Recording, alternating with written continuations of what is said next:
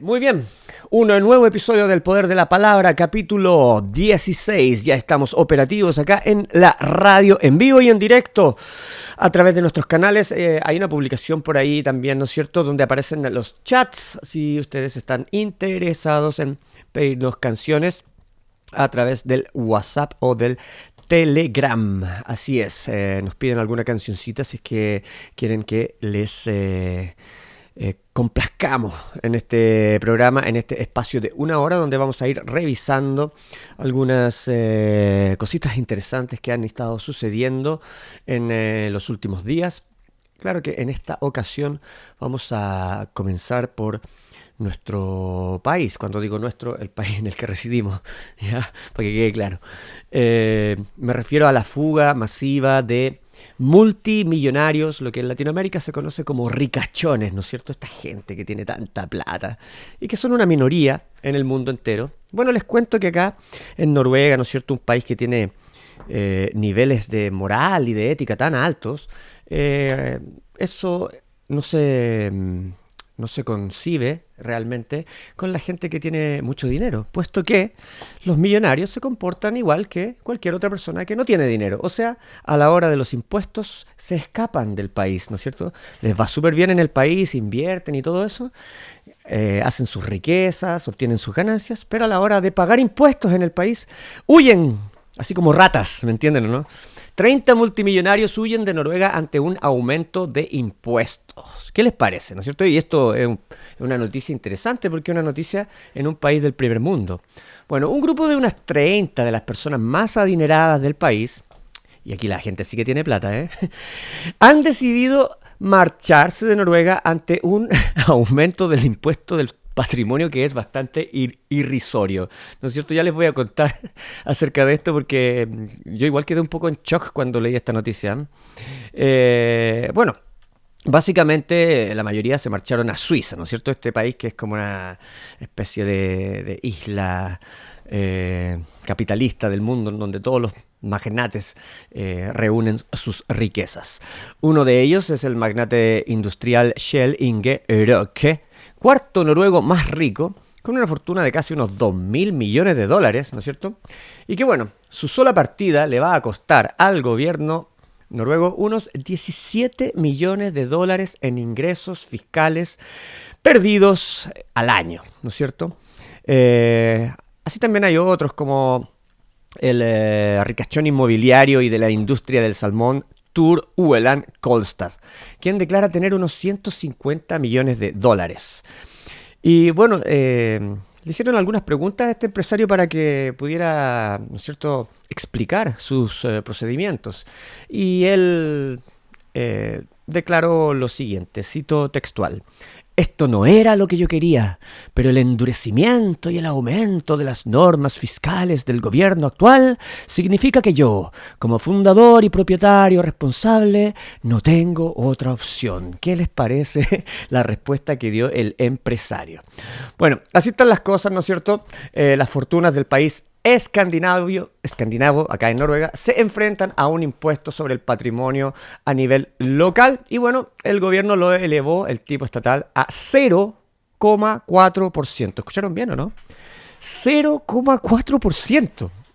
O sea, en Chile, por ejemplo, hubo una explosión con el círculo empresarial y con todos los magnates y todo este tema, cuando estaban pensando en subirle los impuestos al 1% más rico de la población, ¿no es cierto? Y estamos hablando de cifras que son paupérrimas. Claro, obviamente que un 0,4% frente a miles, varios de millones, claro, es harto dinero también. Pero si hacemos la comparación relativa, ¿no es cierto?, con respecto a la riqueza que tienen estos seres, no sé cómo llamarlo, estos seres, es una cosa bien, bien extraña, ¿no es cierto?, que estas mentalidades que no parecen de primer mundo, sino que parecen mentalidades de tercer mundo. O sea, uno espera que un rico de un país de África pueda tener este tipo de niveles mentales, ¿no es cierto? Pero no de una persona que se ha enriquecido en un país del primer mundo.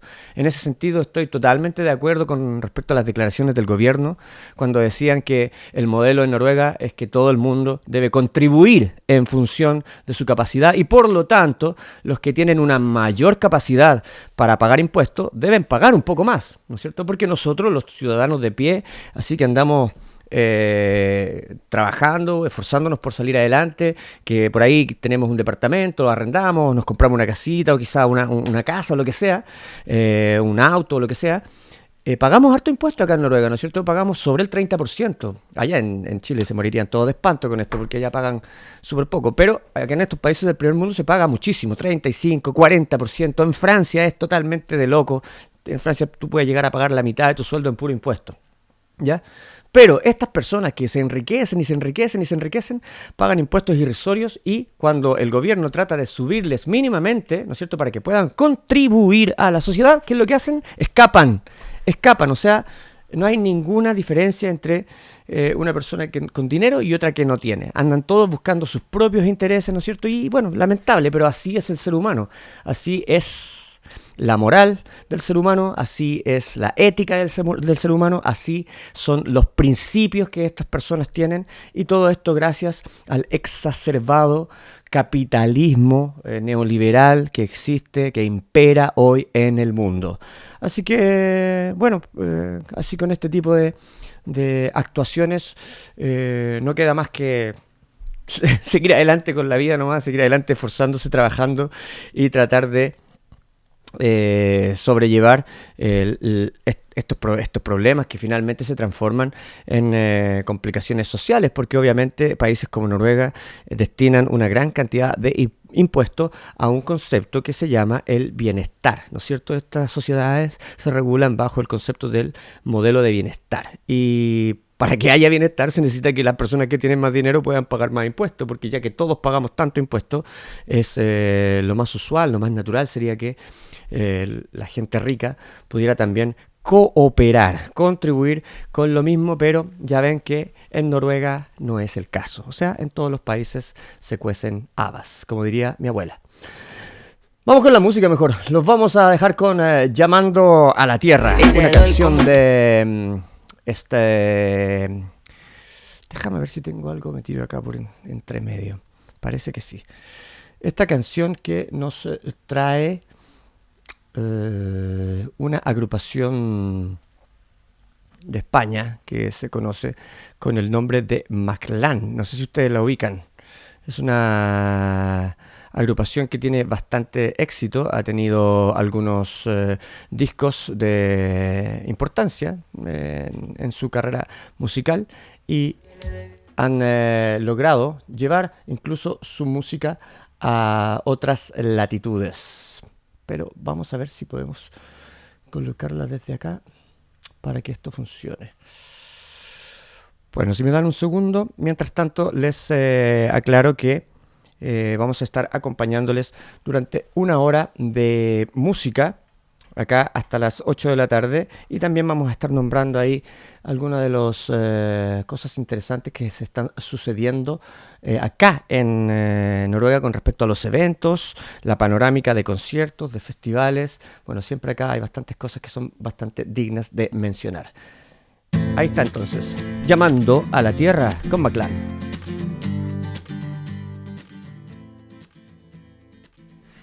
Cuando ya pensábamos que el clima estaba mejorando, se nos viene esta lluvia acá que incluso amenaza con algunos rasgos de aguanieve en lo que es casi todo el valle central de Noruega. Pero bueno, nosotros seguimos adelante. Día lunes, ojalá que esto amaine por ahí cerca del martes, miércoles, y volvamos a tener buen clima prontamente. Vamos a quedarnos acá en Europa revisando algunas cosas que están sucediendo. Bueno, el foco de atención durante más de un año ya, ¿no es cierto? La guerra de Ucrania. Lo que está sucediendo, la gran batalla por Bakhmut está ya llegando a su punto cúlmine. Esto ya es un asunto que está casi resuelto, puesto que se están reportando que solo van quedando algunas brigadas ucranianas en la ciudad de Bakhmut. Es más, las fuerzas rusas ya tienen rodeada la ciudad en un 80%. Es el grupo Wagner el que está encargado, tiene la mayor responsabilidad de someter al ejército ucraniano en esta ciudad, que está totalmente derruida, ¿no es cierto?, por los bombardeos y por el intenso combate que se registra en todas las calles, guerras bajo el concepto de guerrillas, ¿no es cierto?, que se han estado sucediendo durante los últimos meses, principalmente en esta frontera donde está el frente de las tropas tanto ucranianas como rusas. Bueno, Bakhmut ya está casi en control ruso. Y solamente queda una arteria que une el abastecimiento de la logística, ¿no es cierto?, para las fuerzas ucranianas.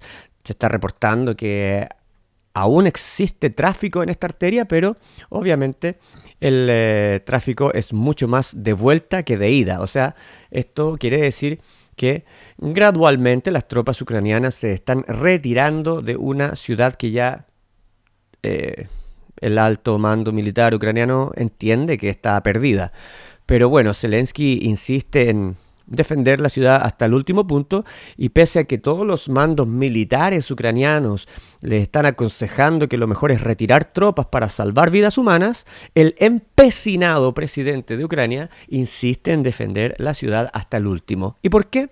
Bueno, porque aquí las razones militares no tienen peso. Lo que tiene peso aquí son las razones políticas. Zelensky es consciente de que una retirada de Bakhmut obviamente va a afectar la moral del ejército ucraniano. Y de la misma forma, por el otro lado, ¿no es cierto?, los otros malos de la película, porque aquí no hay ni buenos ni malos, hay puros malos nomás. Vladimir Putin entiende lo mismo. La toma de la ciudad de Bakhmut significa una victoria política, una victoria en la cual su ejército se va a ver mucho mejor, sobre todo en la guerra informática, en la guerra de propaganda que se da a través de los medios de comunicación. Bueno, ustedes saben, los medios oficiales de comunicación, todos los gringos están a favor del discurso y de la narrativa de Joe Biden, ¿no es cierto? Y algunos otros medios de comunicación más situados a la vereda del frente están obviamente patrocinando, ¿no es cierto?, esta propaganda en favor de la narrativa rusa. O sea, es una guerra de todos niveles, no solamente en el campo de batalla, sino también en los medios de comunicación. Bueno, esto en el contexto de lo que está sucediendo también en Rusia con respecto a su política interior, puesto que el mismo Vladimir Putin ha ya manifestado y ha confirmado a través de su vocero Dmitry Peskov que habrán elecciones, tanto nacionales como regionales, pero también presidenciales en Rusia en el año 2024. ¿Ya? ¿Cuál es la pequeña trampa que hay aquí en todo esto? Bueno, yo les voy aquí a recordar un detalle. En el año 2020, Rusia generó una especie como de reforma constitucional en la cual permitió, a través de la Constitución, que el presidente Putin pueda, ¿no es cierto?, ser elegido nuevamente presidente. Por lo tanto, aquí hay un poco de gato encerrado, como se dice en Latinoamérica, ¿no es cierto? El mismo Dmitry Peskov, portavoz de la presidencia, podría ser incluso candidato, pero en Rusia las cosas son un poco engañosas, ¿no es cierto? No sabemos cuáles son realmente los niveles de democracia que hay en Rusia. Todo indica que no hay democracia, o sea, es una democracia de pantalla en el fondo, es una democracia como de imagen más que nada, para poder lavar un poco lo que realmente sucede en estos regímenes que son más bien dictatoriales, como sucede también en otros regímenes como Irán, Corea del Norte, China y bueno, un par más que hay por ahí, ¿no es cierto?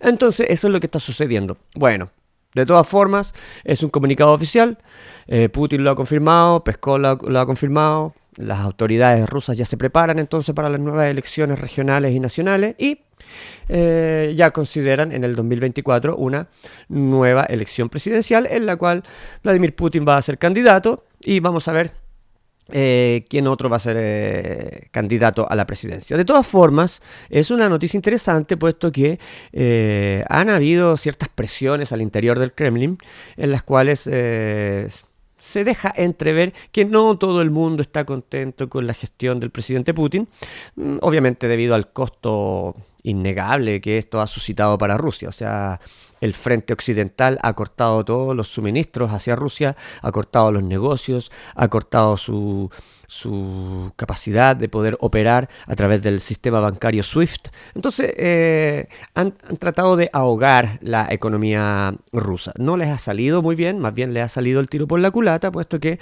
muchos países europeos han estado sufriendo con todas estas situaciones.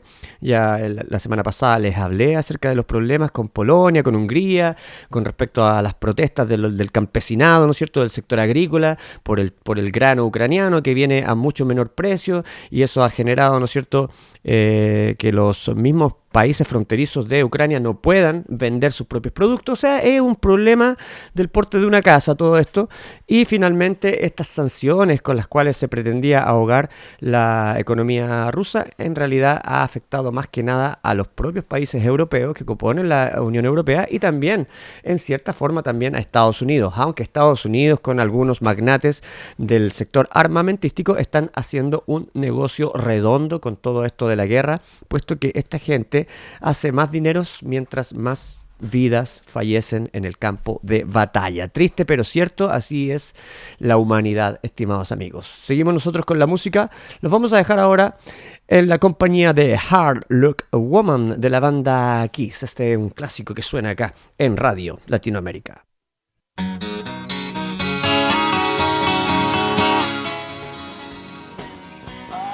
I gotta keep on moving. Nos cantaba ahí Paul Stanley, vocalista de Kiss.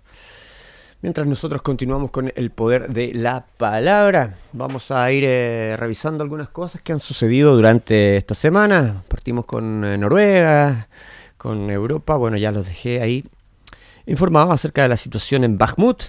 Y ahora nos vamos a cruzar a Sudamérica, donde bastante noticia ha oficiado el primer mandatario de Brasil, Lula, puesto que, como ustedes ya saben, ha tenido algunas visitas importantes, internacionales, geopolíticas, estuvo haciendo algunos viajecitos, ¿no es cierto? Y bueno, ha tenido ahí encuentros con autoridades tanto rusas como chinas. Y bueno, ustedes saben, Brasil pertenece al grupo BRICS. El grupo BRICS, que es un conglomerado de países que está tratando de hacer frente a dos entidades mundiales, entidades financieras. Me refiero al Banco Mundial y por supuesto al FMI.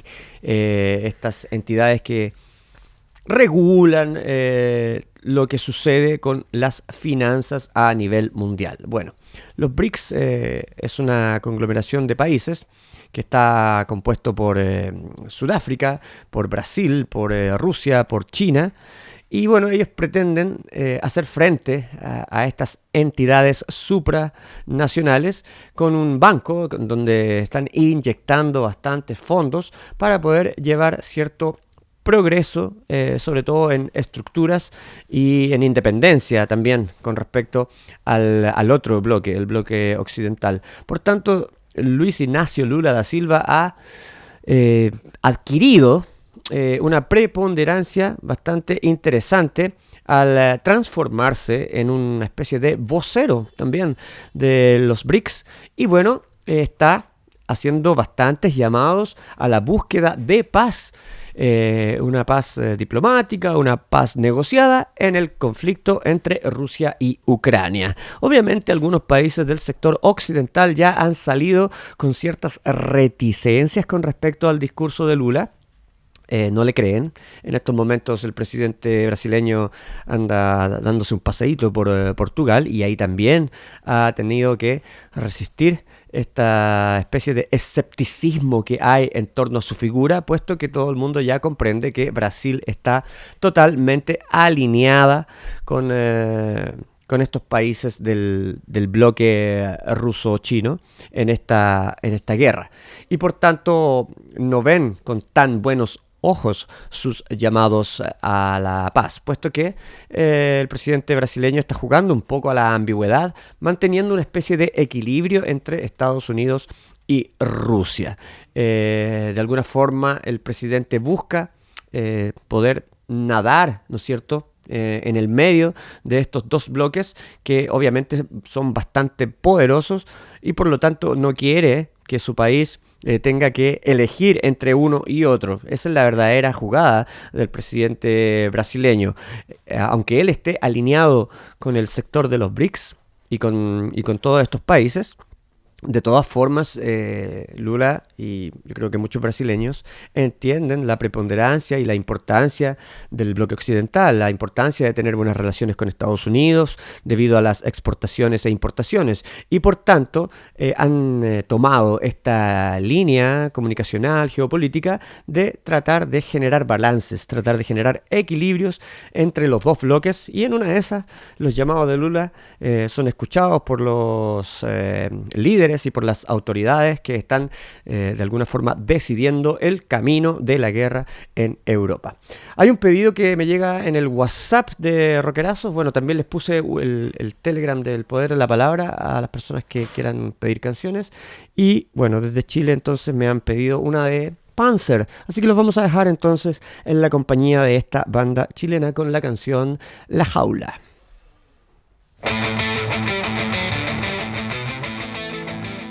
Seguimos avanzando acá en la tarde. Recuerden las repeticiones del Poder de la Palabra en Radio Latinoamérica. Algunos días posteriores al lunes, ustedes podrán escuchar nuevamente este programa durante la semana para aquellos que se lo han perdido al comienzo de la semana.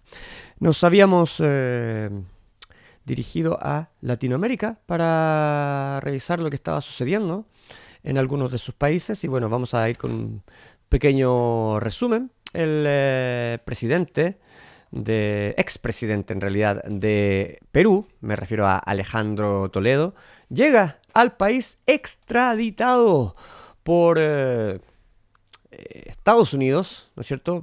Todo esto dentro del contexto de los mega escándalos de sobornos pagados por la constructora brasileña Odebrecht. El expresidente de Toledo, que ya tiene 77 años, llega a la capital peruana y bueno, es custodiado, ¿no es cierto?, en el aeropuerto por las autoridades peruanas que, bueno, le harán algunos exámenes, ¿no es cierto?, médicos, de un control judicial a cargo de un juez y posteriormente será trasladado al penal Barbadillo. Entonces ahí se va a encontrar con sus colegas, ¿no es cierto?, otros expresidentes que también están cumpliendo penas ahí. Uno de ellos es Alberto Fujimori y el otro es ni más ni menos que Pedro Castillo. Así que bueno, así están las cosas entonces con los expresidentes peruanos que se someten a la jurisprudencia del país. Y por otro lado, Colombia, que ha hecho bastante noticia en el último tiempo, la sigue haciendo y esto producto de su alianza con Venezuela, ni más ni menos. Y se trata de todo lo acontecido con el ELN, el Ejército de Liberación Nacional, que no ha aceptado el cese del fuego que se había pactado anteriormente en diciembre. Todo esto, ¿no es cierto?, en medio de la confrontación militar que existe en Colombia y que habla de una fuerza, ¿no es cierto?, de este ejército paralelo que consideraría unos 5.000 efectivos. Y a eso, obviamente, tienen que ustedes sumarles una amplia red de apoyo urbano. Este grupo, el ELN, surgió en 1964, un grupo armado que ha sostenido frustradas conversaciones de paz con ya 5 gobiernos. Así que bueno, se dice que las partes van a volver a reunirse en La Habana el próximo 26 de abril, después de un reciente ataque que dejó a 10 militares muertos. Pero bueno, volviendo al tema de la noticia que dice relación con Colombia y Venezuela, son las fuerzas militares de ambos países las que están actuando aliadas para poder ir gradualmente quitando espacios al Ejército de Liberación Nacional. Esto son palabras textuales del presidente Petro en Colombia. Y bueno, en Chile, como ustedes ya sabrán, se viene la elección para los consejeros constitucionales, ¿no es cierto? La elección del Consejo Constitucional que se realizará el próximo 7 de mayo. Nosotros los chilenos que vivimos en el extranjero no podremos votar en esta ocasión. Es solamente para los chilenos residentes en Chile. Y bueno, este Consejo Constitucional se encargará de elaborar una nueva propuesta de Carta Magna, pero bueno, en realidad eso no es tan cierto porque la propuesta de Carta Magna ya viene redactada en gran parte por la comisión experta y realmente se espera que el Consejo Constitucional no pueda maniobrar mucho, puesto que los quórums que se han propuesto son bastante altos, estamos hablando de 3/5, ¿no es cierto? Esto es para evitar que un sector en particular de este consejo se arranque con los tarros, como se dice, ¿no es cierto? O sea, pueda forzar ciertas redacciones con respecto a un texto que es tan importante y que dice relación con la Carta Magna, la constitución de un país. Así que bueno, se está invitando a la gente a que puedan participar de este proceso electoral y bueno, ojalá que la ciudadanía pueda hacer oír su voz. El gobierno está haciendo esfuerzos y llamados para que la gente no se reste de este proceso y vayan a votar, aunque obviamente las voces críticas de este proceso están por doquier. O sea, que esto es una cocina, que finalmente el pueblo chileno se perdió la oportunidad, que es el Senado y el Congreso finalmente los que están direccionando la Carta Magna y bueno, ahí frente a ese escenario habrán muchos que quizás se sienten frustrados con este nuevo proceso y quizás no tengan deseos de participar. Esa es la verdad de las cosas. Pero bueno, es un proceso eleccionario y los chilenos con responsabilidad civil me imagino que aceptarán el llamado, ya que según el eslogan del gobierno, votar es importante porque eres importante. Bueno, eso es lo que nos tratan de vender, por lo menos las autoridades de gobierno actual en Chile. Si yo pudiera votar, en realidad igual votaría porque pese a todo estamos hablando de un texto que pretende regular los destinos de un país por, quién sabe, los próximos 20, 30 años. Vaya a saber uno. Nosotros continuamos con la música cuando avanza la tarde para luego proceder a hablar sobre la panorámica de eventos acá en el Poder de la Palabra. Y por esta razón, los vamos a dejar ahora en la compañía de Outkast y Miss Jackson.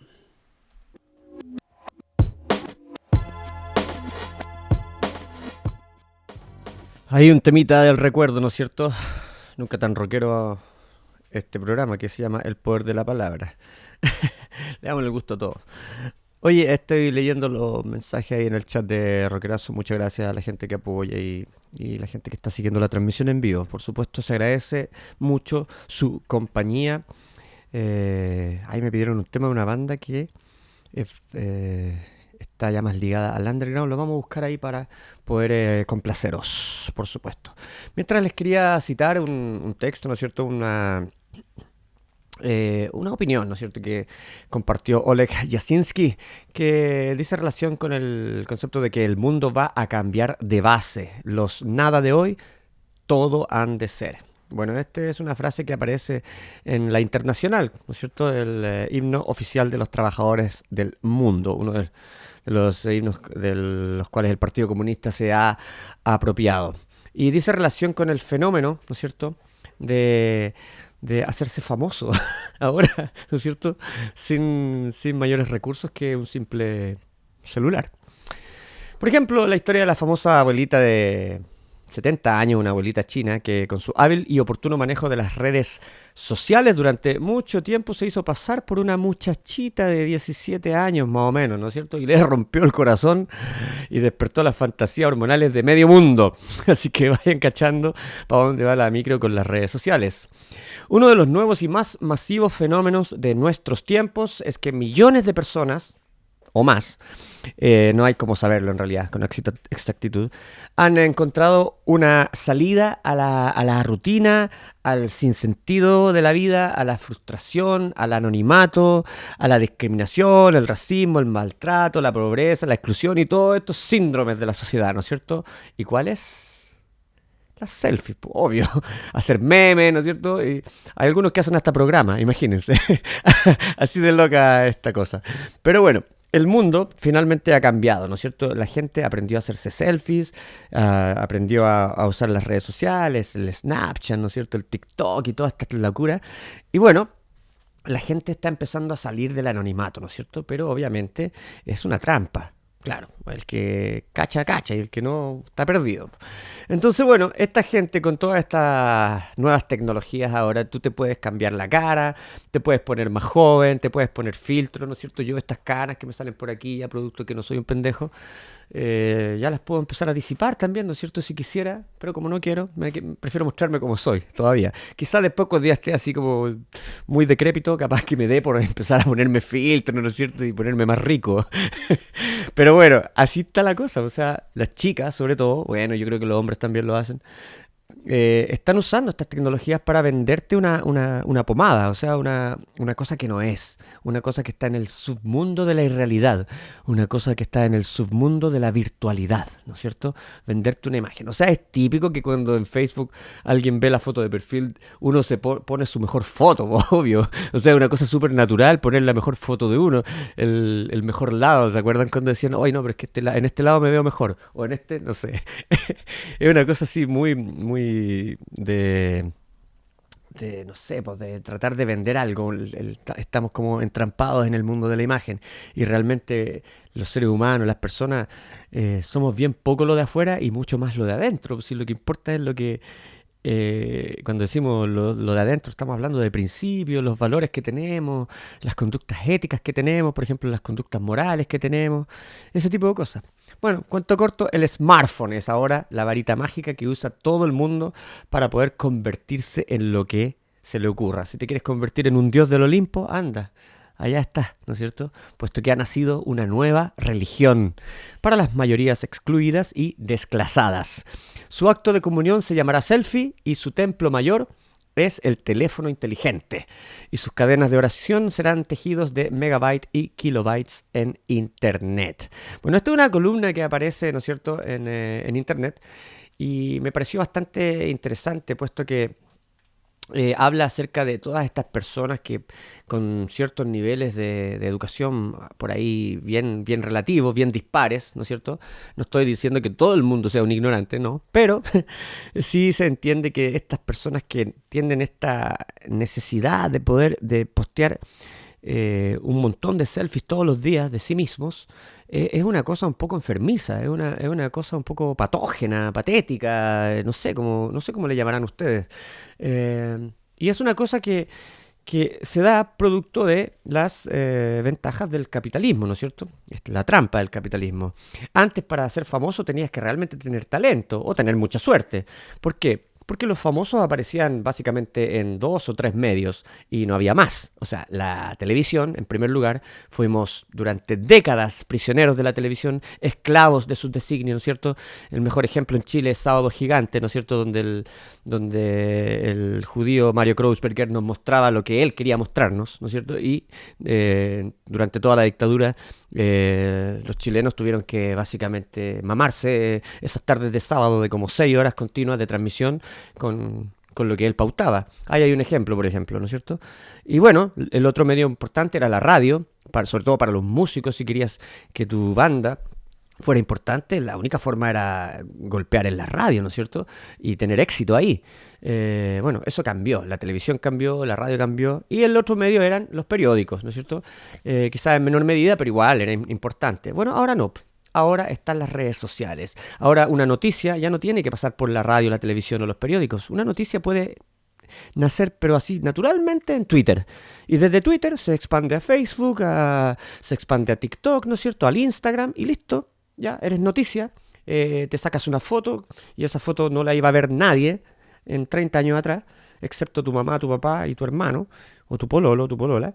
pero ahora la puede ver todo el mundo. Entonces esto ha venido a democratizar, ¿no es cierto?, la capacidad de poder llegar a otros.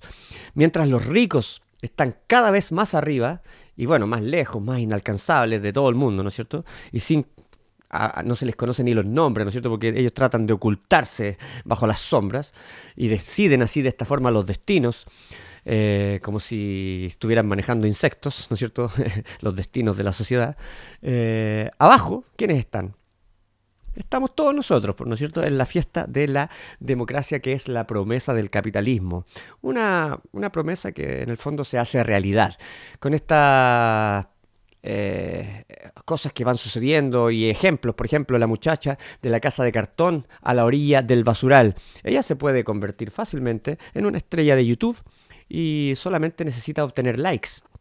Ahí va a depender, ¿no es cierto?, de la capacidad que tenga de entregar una narrativa. O ya les dije el ejemplo de esta mujer anciana, o chicas de menor edad, ¿no es cierto?, las jovencitas que a través del OnlyFans, por ejemplo, básicamente lo que te están vendiendo es su cuerpo y no le podemos llamar prostitución porque bueno, pese a que se exhiben desnudas y todo esto, las propias familias apoyan lo que están haciendo porque finalmente esto recauda cierto nivel de ingresos, ¿no es cierto? La venta de fotos, la venta de videos, y ahí los límites los pone cada uno. Entonces aquí, ¿cuál es el problema que tenemos? El problema se llama educación, ¿no es cierto? Porque la educación a uno no la aprende en el colegio. Ahí en el colegio tú aprendes a sumar, a restar, a leer, a escribir, pero la verdadera educación parte de la familia. Entonces es la familia la que tiene que entregar valores, principios morales, éticos y todo eso. No quiero dármelas de conservador ni nada de eso,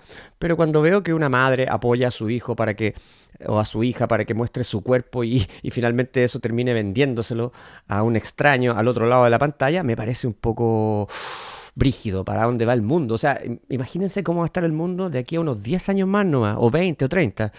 O sea, va a ser una cosa de loco. Bueno, obviamente esa chica que hace este tipo de cosas, y que son muchas por lo demás, finalmente sueña con compartir quizás alguna vez con su príncipe azul. El problema es que este príncipe azul puede ser cualquier persona, puede ser un hombre mayor, ¿no es cierto?, de 60, 70 años, que vive con su madre, ¿no es cierto?, y que nunca ha salido de su ciudad y, bueno, tiene serios problemas de conectividad, ¿no es cierto?, serios problemas de sociabilidad. Vaya a saber uno, es una trampa muy, muy fuerte lo que hay detrás de la pantalla. Uno no sabe con quién habla, porque existe este dicho que dice uno ve caras pero no corazones. Bueno, en el internet ni siquiera ves caras, porque ahora puedes filtrarte la cámara, cambiarte la cara, hacerte pasar por otra persona, ¿no es cierto? Y bueno, ahí sálvese quien pueda. La democratización de la ignorancia, básicamente, y los antivalores del sistema se tornan recalcitrantes en las redes sociales. Así que bueno, más allá de este fenómeno que sucede y que es real, hay una cosa que en realidad me gustaría hacer hincapié, y dice relación con el hecho de que toda esta vida virtual en realidad no es tal. O sea, lo verdadero no está ahí. En la vida virtual y en las redes sociales, lo más que vamos a encontrar es artificialidad. Y esta artificialidad de contenidos viene obviamente de cada uno de nosotros. Y es muy poco realmente los contenidos interesantes que podemos encontrar en las redes sociales. Quizás en YouTube podemos encontrar cosas más interesantes, pero en las redes sociales cada uno es su propio rey, cada uno es su propio Dios y cada uno es su propio avatar. Y de ahí, sálvese quien pueda. Nosotros seguimos con la música y los vamos a dejar con un pedido que también me llega en el chat de Rockerazos. Me piden esta banda Target con la canción Inverted Gloaming. Ok, amigos, muchas gracias a todos los que nos acompañaron, ¿no es cierto?, durante la transmisión de este programa. También muchas gracias a la gente que nos acompañó pidiéndonos canciones. Y nada, pues agradecido porque estén conmigo durante una hora, ahí relatando algunas cositas de lo que está sucediendo en el mundo. y también haciendo un poquito de reflexión con respecto a lo que les contaba en el bloque anterior. Ahora, en el último bloque siempre damos un espacio para la panorámica de eventos más ligada a lo que sucede en Oslo, Noruega, por supuesto, ya que este programa se realiza desde la capital de este país escandinavo y partimos con el evento histórico de Cosmopolit. El 22 de septiembre va a ser esto, ¿no es cierto? En esa semanita que es como la semanita nacional de Chile.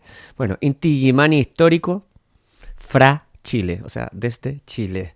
Es una, es una banda, ¿no es cierto?, que tiene bastante renombre en lo que es la arista folclórica de los chilenos y que al día de hoy está compuesta por Horacio Salinas en voz y guitarra, Horacio Durán, los digamos históricos, José Cebes, también histórico, Camilo Salinas, Fernando Julio, Danilo Donoso, Hermes Villalobos. ¿Ya? El concierto va a ser el viernes 22 de septiembre, así que después de bailar cueca el 18, el 19 y todo eso, y bailar harta cumbia y harto reggaetón, porque el reggaetón ahora también es el himno nacional de los chilenos, ¿no es cierto? Gracias a Marcianeque y un montón de otros pseudoartistas.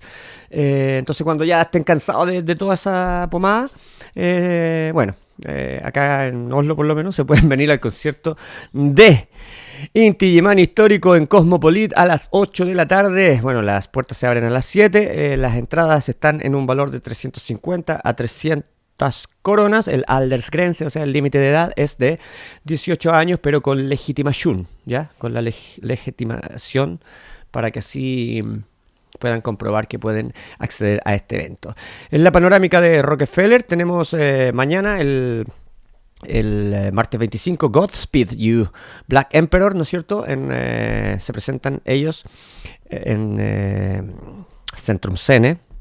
En Rockefeller va a estar Wasp, está totalmente Utzol, que están celebrando los 40 aniversarios de su World Tour. Va a estar de soporte la banda Image of Eden.